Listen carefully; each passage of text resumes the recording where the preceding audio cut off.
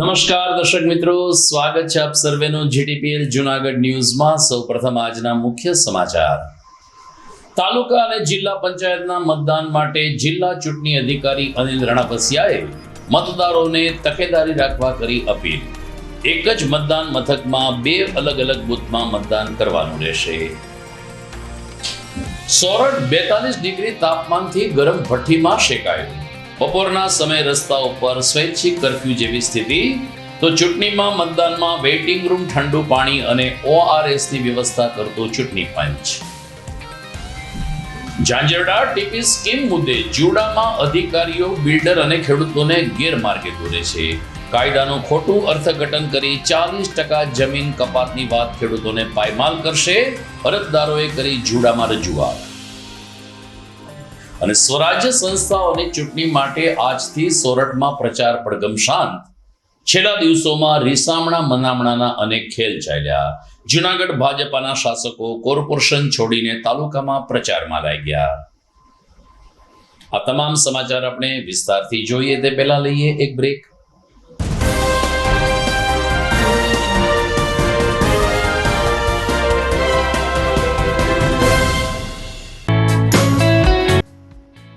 વીસમા વર્ષમાં મંગલ પ્રવેશ. શ્રી દેવમણી વિદ્યા સંકુલ માણાવદર. સંસ્થાઓની આ છે વિશેષતાઓ. 19 વર્ષના અનુભવી સંચાલક દ્વારા સંચાલન અને સંસ્થામાં જ ધોરણ 4 થી 12ના વિદ્યાર્થીઓ તથા વિદ્યાર્થીઓને માટે રહેવા, જમવા અને અભ્યાસની ઉત્તમ સુવિધા. ગણિત, વિજ્ઞાન, અંગ્રેજી, કોમ્પ્યુટર જેવા મહત્વના વિષયોનું વિશેષ જ્ઞાન બાળકોને મળે તે માટેનું થાય છે આયોજન. તો સાથે જ વિશાળ રમતનું મેદાન અને આઉટડોર ઇન્ડોર ગેમ્સની સુવિધા. છાત્રાલયમાં રહેતા બાળકોને ઘર જેવું જ સ્વાદિષ્ટ, પૌષ્ટિક અને ચોખ્ખાઈવાળું ભોજન આપવામાં આવે છે. શિક્ષિત અને સૌજન્યપૂર્ણ પ્રેમાળક સંચાલક ગણ દ્વારા દરેક વિદ્યાર્થીઓની પૂરેપૂરી દેખરેખ તેમજ સંસ્થામાં CCTV કેમેરા દ્વારા સતત દેખરેખ. આપના સગા સ્નેહીઓ જે વિદ્યાર્થીઓ છાત્રાલયમાં રહીને અભ્યાસ કરવો છે તે વિદ્યાર્થીઓને અમારી સંસ્થા વિશે અવશ્ય માહિતગાર કરશો. શ્રી દેવમણી વિદ્યા સંકુલ માણાવદર, મહાદેવિયા મંદિરની બાજુમાં, બગીચા સામે, માણાવદર, જિલ્લો જુનાગઢ. વધુ માહિતી માટે સંપર્ક કરી શકો છો 9426995387. બીજો નંબર છે 9328574129. અને હા, જવાહર નવોદય માટે એક્સ્ટ્રા ટ્યુશન ક્લાસની છે સુવિધા.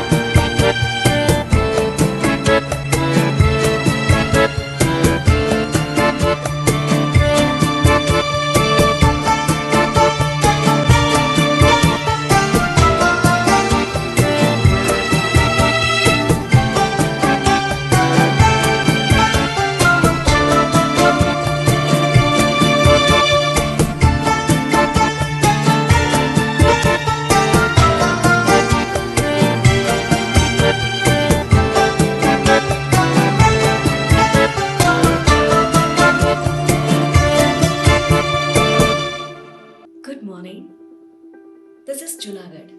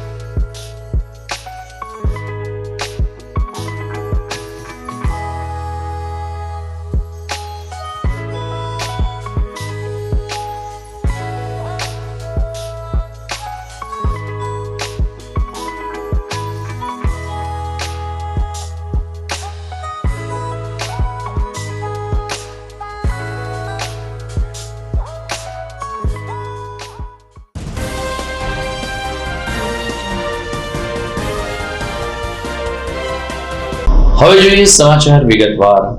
આગામી 26 એપ્રિલ અને રવિવારે રાજ્યમાં સ્વરાજ્ય સંસ્થાઓની ચૂંટણી યોજાવાની છે, જેમાં જૂનાગઢ જિલ્લા પંચાયતની 30 બેઠક, કેશોદ નગરપાલિકાની 36 બેઠક અને 9 તાલુકા પંચાયતની 158 બેઠક માટે પણ મતદાન થવાનું છે.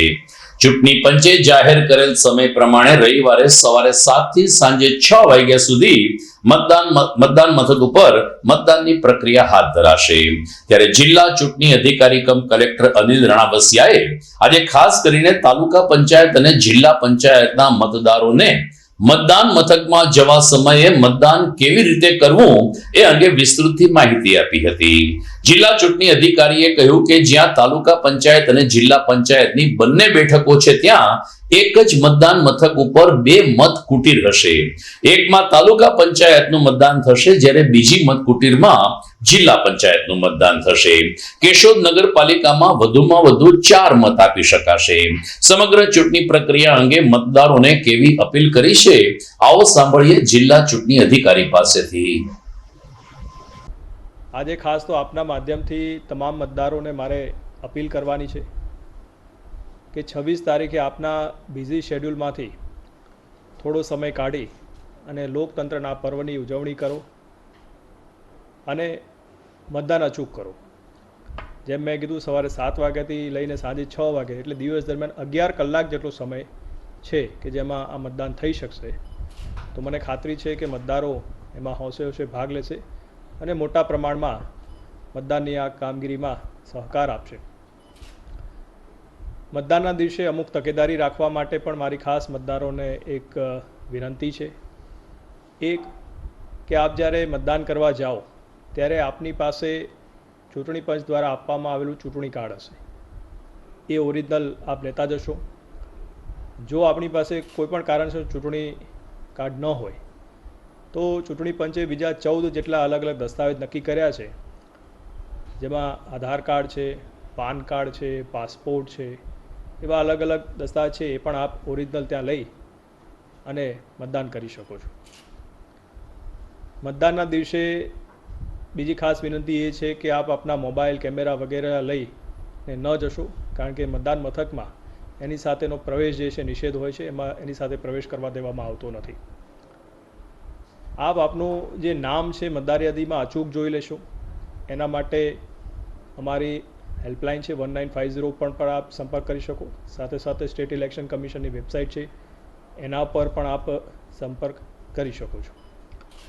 હવે ખાસ તો એ દિવસે જ્યારે મતદારો મતદાન કરવા જશે ત્યારે અમુક ખાસ મતદાન મથકની અંદર કઈ પ્રકારની કાળજી રાખવી એની વિશે આપના માધ્યમથી મારે લોકો સુધી માહિતી પહોંચાડવી છે. નગરપાલિકાની જે ચૂંટણી હોય છે એમાં એક વોર્ડમાંથી 4 ઉમેદવારો ચૂંટાતા હોય છે, એટલે કે એક મતદારે વધુ 4 ઉમેદવારોને એને મત આપવાનો હોય છે. એટલે મતદાર જ્યારે એના મતકુટીરમાં જાય એટલે આ પ્રકારનું બીયુ હોય અને એ બીયુમાં જે મતદારોનું નામ, સિમ્બોલ ને બધું હશે. એટલે એમાં વધુ 4 ઉમેદવારની સામે એ બટન વાદળી કલરનું દબાવી શકે અને પછી અચૂક આ રજિસ્ટરનું બટન એને દબાવવું પડે, તો જ એનો મત જે છે એ રજિસ્ટર થાય.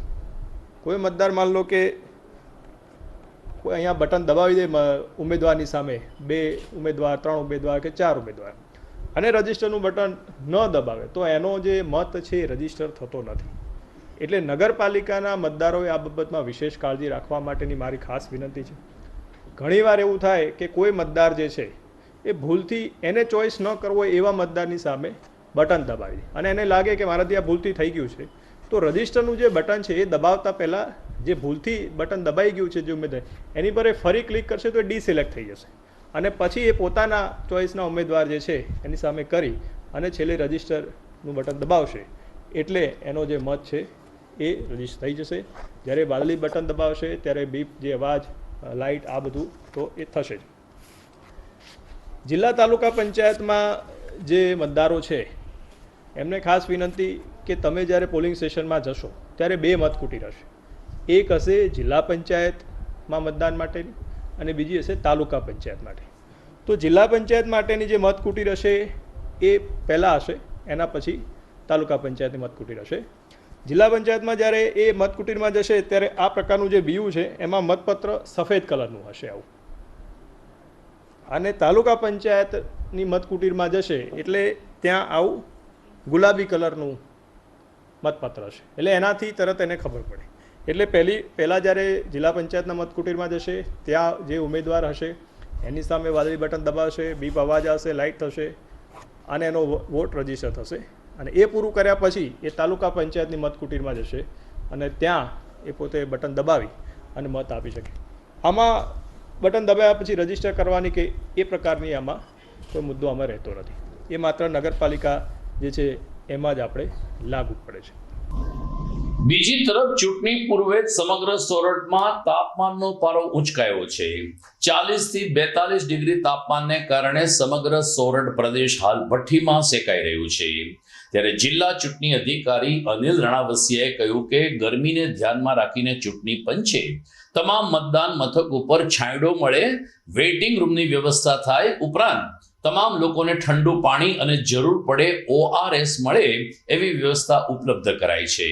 હાલ આકરી ગરમીને કારણે જૂનાગઢ શહેરના માર્ગો બપોરે 12 થી 4 વાગ્યા સુધી સુમસામ થઈ જાય છે અને લગભગ સડક ઉપર સ્વયંભૂ કર્ફ્યુ જેવી સ્થિતિનું નિર્માણ થાય છે.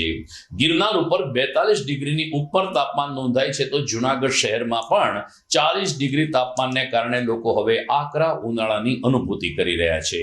જિલ્લા કલેક્ટરે ઉમેર્યું કે આગામી રવિવારે પણ તાપમાનનો પારો 40 ડિગ્રી આસપાસ રહે તેવી સંભાવનાને ધ્યાનમાં રાખીને તમામ મતદાન મથક ઉપર મતદારોને ગરમીની કોઈ વિપરીત અસર ન થાય તેની ખાસ તકેદારી લેવામાં આવી છે.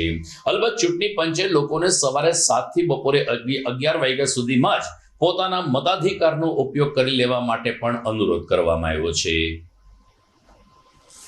સહન ન કરવી પડે અથવા તો બપોર પછીનો સમય છે એ પણ યુટિલાઇઝ કરી શકે, પરંતુ બપોરના સમયે મતદારોને તકલીફ ન પડે એના માટે જે અમારા પોલિંગ સ્ટેશન છે એની પર અમે પીવાનું પાણી છે, શક્ય હોય ત્યાં છાંયડો છે, હેલ્થના સ્ટાફની મદદથી અમે ORS પાવડર, અમારા હેલ્થના સ્ટાફની પણ ત્યાં નિમણૂક કરી છે જેથી કોઈ તકલીફ ન પડે. સાથે સાથે આ વખતે રાજ્ય ચૂંટણી પંચની એક ખાસ સૂચના છે, કારણ કે આપ જાણો છો કે મોટાભાગના આપણા જે મતદાન મથકો હોય એ સ્કૂલ કે એવા પ્રિમાઇસીસમાં હોય અને એમાં 1 કે 2 રૂમ એવા હોય કે જેમાં આપણે પોલિંગ સ્ટેશન તરીકેનો ઉપયોગ કરતા હોય અને બાકીના રૂમ આપણે વાપરતા નથી હોતા. તો આ વખતે એવી પણ સૂચના છે કે વેઇટિંગ રૂમ તરીકે આપણે અમુક રૂમ ખોલી દઈએ કે જેથી મતદારોને તડકામાં ઊભા ન રહેવું પડે અને વેઇટિંગ રૂમમાં ત્યાં બેસે, ત્યાં પંખો છે, આ બધી સુવિધા હોય એટલે એમને ગરમીમાં તકલીફ ન પડે અને ત્યાંથી જે લાઈન જે છે એ આપણું જે મતદાન મથક છે ત્યાં સુધી જાય અને એ વોટ કરી શકે. એટલે એ પ્રકારની પણ ચૂંટણી પંચે સૂચના આપી છે અને એની અમલવારી પણ આપણે કરી છે. મતદાન જાગૃતિના પણ કાર્યક્રમો ચાલી રહ્યા છે, એના મારફતે આપણે મતદારોને જાગૃત કરી રહ્યા છે. એટલે અલગ અલગ એક્ટિવિટીઝથી મારફતે આપણે સૌએ મતદારોને કોઈ તકલીફ ન પડે એના માટેનું સુચારું આયોજન કરી છે. ફરીથી તમામને વિનંતી છે કે 26 તારીખે આપ અચૂક મતદાન કરશો. ઉપરાંત 26 તારીખનું જે મતદાન પૂરું થાય એના પછી આપણે 28 તારીખે એટલે મતગણતરીની પ્રક્રિયા શરૂ કરશું. મતગણતરી માટે આપણે 10 જેટલા સેન્ટર નક્કી કર્યા છે અને એ દિવસે મતગણતરી જે છે એ સવારે 9 વાગ્યાથી શરૂ થશે અને જેમ જેમ મતગણતરીનો રાઉન્ડ આગળ વધશે એ પ્રમાણેનું જે રિઝલ્ટ આવશે એ પણ આપ મીડિયાના મિત્રો સાથે અમે શેર કરીશું અને આપના મારફતે લોકો સુધી વસ્તુ શેર થશે. તો રવિવારે મતદાન થવાનું છે, જેના ભાગરૂપે સમગ્ર સોરઠ જૂનાગઢ જિલ્લામાં આજે સાંજથી ચૂંટણી પ્રચાર શાંત થઈ ગયા છે. હવે અંડરકરન્ટ શું કહે છે તો આગામી રવિવારે EVMના માધ્યમથી ખબર પડશે, પરંતુ છેલ્લી ઘડીએ રીસામણા મનામણાના પ્રયાસો થયા. અહેવાલ જોશું GTPL જૂનાગઢ ન્યૂઝના અંતિમ ચરણમાં. અત્યારે સમય થઈ ગયો છે વિરામનો.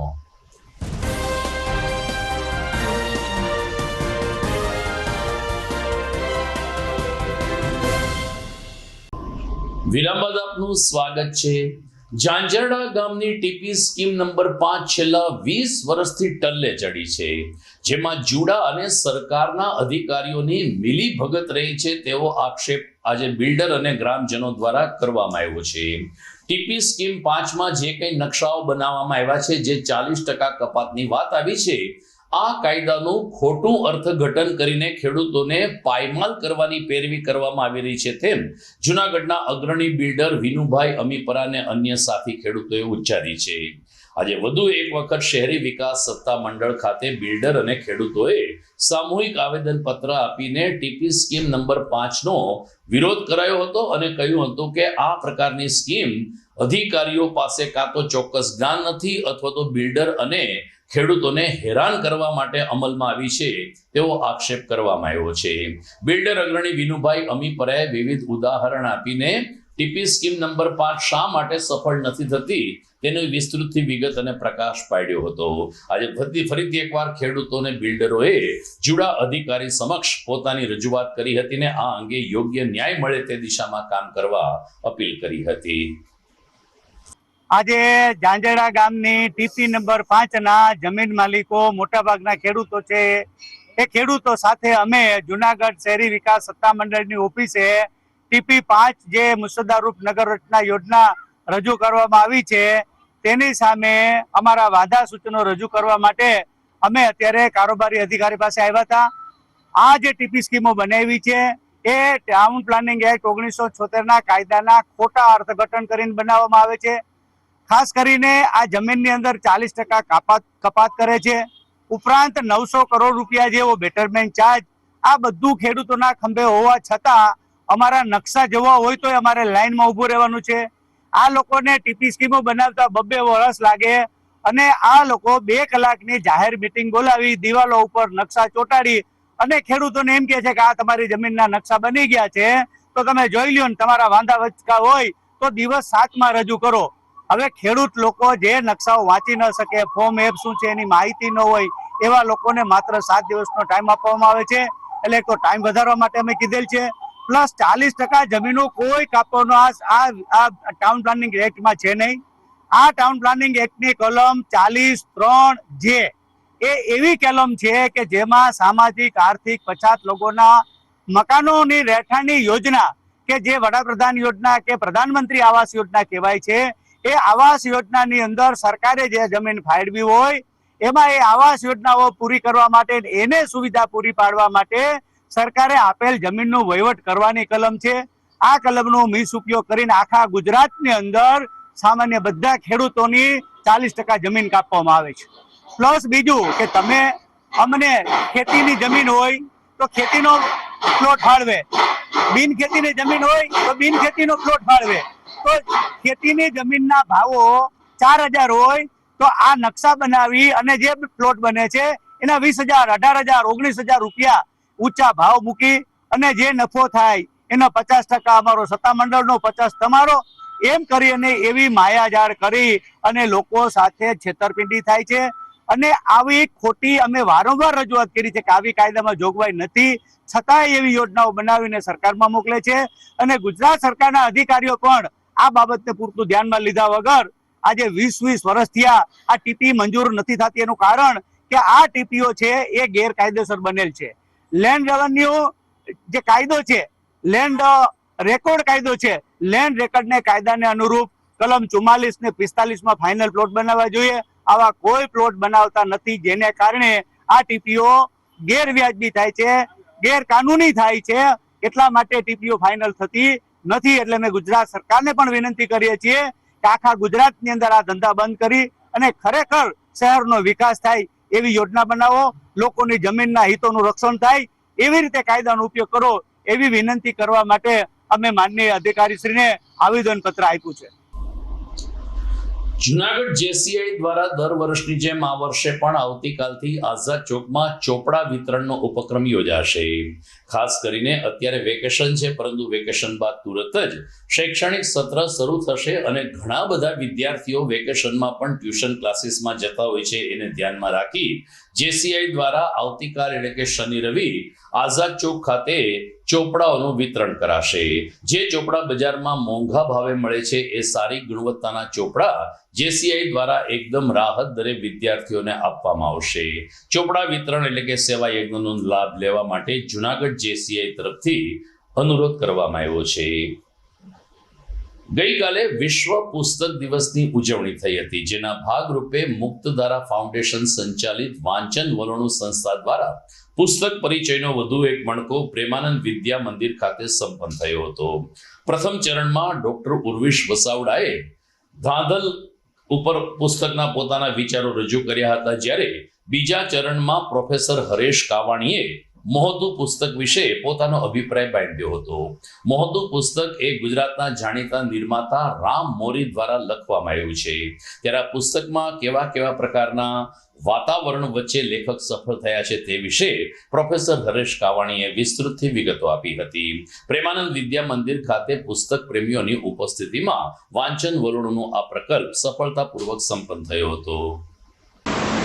મહોત્સવ ઉપર હું વાત કરીશ. એક કોફી સ્ટોરીજ, હુંફાળા સંબંધોની વાતો લઘુ વાર્તા રૂપે એમાં પ્રકાશિત થયું છે. એ પછી તો એમણે લખવાનું જાણે કે સતત ગતિમાં મૂક્યું. કંકુના સૂરજ હાથમાં એમની નવલકથા, પછી હમણાં જેમ વાત થઈ એમ સત્યભામા એમની બીજી નવલકથા ઉપરા ઉપર આવી. પણ મૂળે રામ મોરી એ કંઈક અલગ માટીનો માણસ છે. સર્જનની પ્રક્રિયા સતત એની અંદર વહ્યા કરે છે, અને એટલા માટે જ રામ મોરીએ માત્ર લખ્યું નથી, લખવાની સાથે સાથે ક્યાંક અલગ દુનિયાને પણ પોખવાનું કામ એણે કર્યું.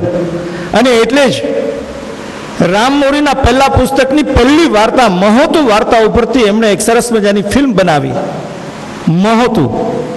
મેં જોઈ છે, આપ જોજો, અને આમાંથી ઘણા મિત્રોએ જોઈ હશે.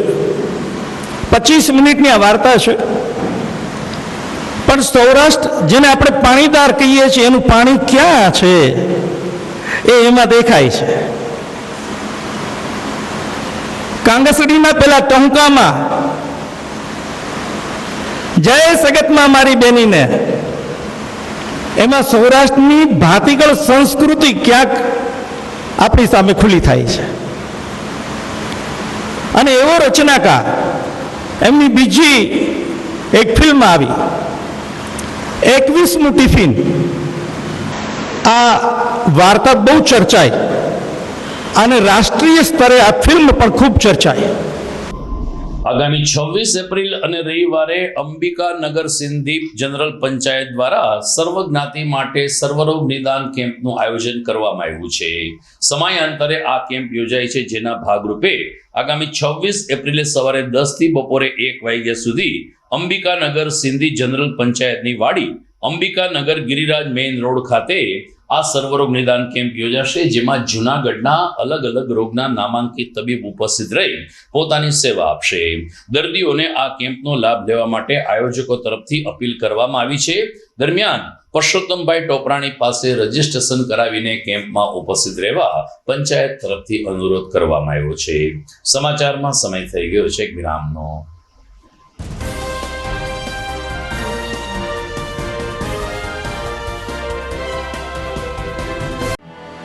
आर्य कन्या गुरुकुल करीब 90 एकड़ में फैले इस विशाल परिसर में कक्षा 5 से लेकर 12 तक निवासीय शिक्षा के अवसर उपलब्ध हैं।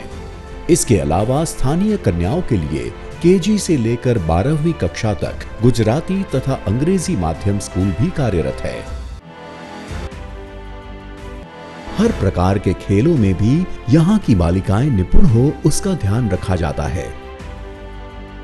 यहाँ कन्याओं को वेदों के प्राचीन मंत्रों के संस्कारों के साथ विज्ञान और टेक्नोलॉजी से जुड़ी आधुनिक शिक्षा दी जाती है।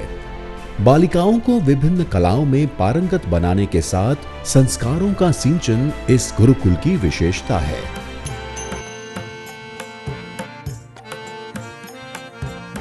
आर्य कन्या गुरुकुल पोरबंदर में एडमिशन्स के लिए संपर्क कीजिए 8258040404।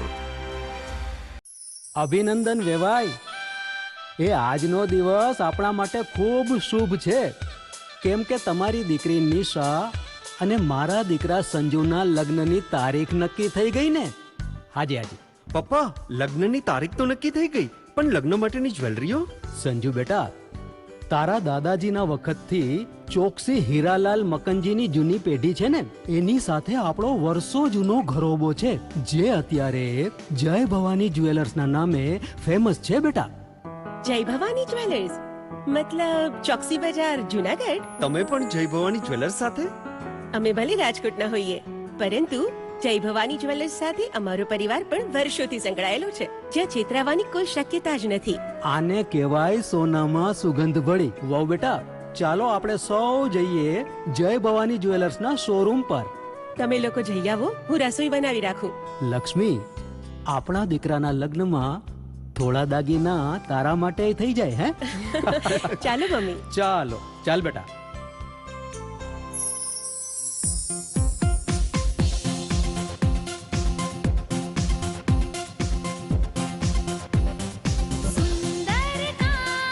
વ્યાજબી દામ, એક જ નામ, જય ભવાની જ્વેલર્સ, તહેવાર વ્યવહાર, બંગડી વીટી હાર, ડિઝાઇન અપાર, જય ભવાની જ્વેલર્સ, જય ભવાની જ્વેલર્સ.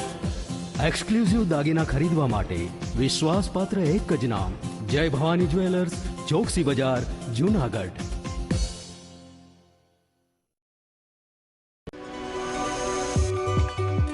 જૂનાગઢના યુવા ક્રિકેટ પ્રેમીઓ માટે આનંદના સમાચાર. જૂનાગઢમાં સૌ પ્રથમ વખત શરૂ થઈ ચૂક્યું છે box cricket. The fun Leo resorts and ક્લબના ભવ્ય ટેરેસ ઉપર બોક્સ ક્રિકેટ.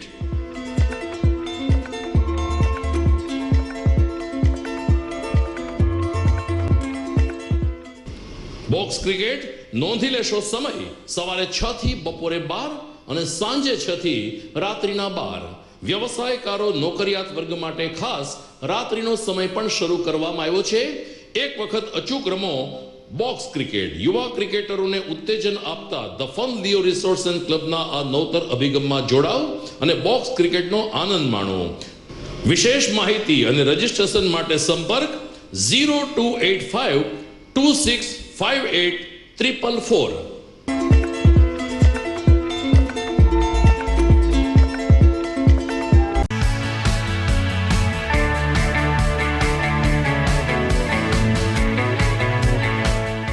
છે ને એકદમ જોરદાર ફૂલેલા દડા જેવી પૂરી અને ચટપટું ઘર જેવું જ શાક. આજે તમને મુલાકાત કરાવું ઝાંઝરડા રોડ ઉપર આવેલી મોડર્ન પૂરી શાકની. અહીંયા સવારમાં 9 થી લઈને સાંજે 10 વાગ્યા સુધી એકદમ એવન ટેસ્ટમાં લોકોને પ્રેમથી પૂરી શાક ખવડાવવામાં આવે છે. શાકમાં તમને 3 ઓપ્શન મળી રહેશે, તેમજ દરરોજ અલગ અલગ ઓપ્શન હશે, અને જોડે જોડે તમારી સામે જ લાઈવ ગરમા ગરમ ફૂલેલા દડા જેવી પૂરી તમારી ડીશમાં આવે પછી જીભ થોડી હાથ મારીએ બોસ. જોડે પાપડ, સલાડ, છાશ, દહીં, શ્રીખંડ પણ મળી જશે. તેમજ શિયાળાના લીધે ઓળો અને રોટલો પણ અહીં મળી જશે. તો પછી બોસ જરૂરથી પહોંચી જ જજો.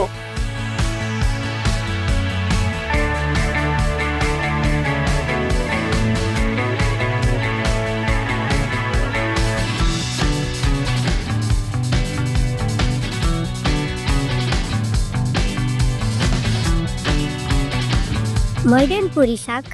એડ્રેસ સિદ્ધનાથ મહાદેવ મંદિરની આગળ, બાબા કોમ્પ્લેક્સ સામે, Zanzarda road, Junagadh. Mobile number 9979384445.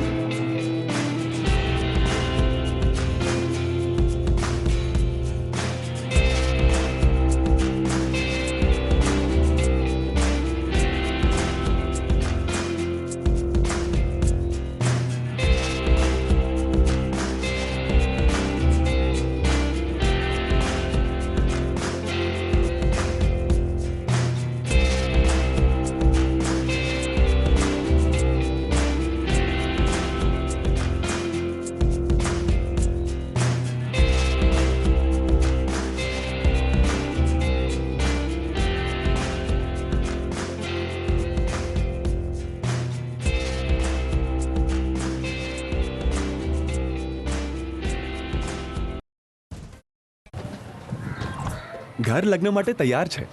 બસ તારા આવવાની રાહ જોઈ રહ્યો છું. નવું ફર્નિચર, નવું ટીવી, નવો કેબલ. કેબલ? આજના જમાનામાં કેબલ?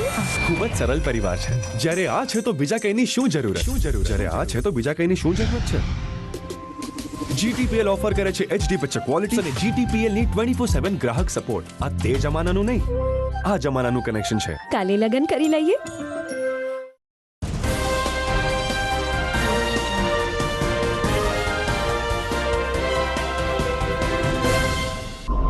વિરામ બાદ આપનું પુનઃ સ્વાગત છે.